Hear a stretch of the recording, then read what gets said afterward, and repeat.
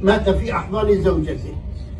كان عليه الصلاة والسلام يفتح باب السيارة لزوجته، ويفتح باب السيارة وهو لا عنده سيارة ولا قاري، كان يضع يده رجله لتركب عليها لتركب الدابة. أي مقام هذا؟ نعود إلى ماي والد ماي أبو عمر. حديث الرسول عليه الصلاة والسلام: إنما هو جنتك ونارك. إنما هو جنتك. كنا في العمرة قبل أيام وكان معانا الباص 50 واحد وكل واحد زوجته بجنبه، فبقول لهم لا إله إلا الله، لا إله إلا الله. امسك يا أخي، امسك لا إله إلا الله.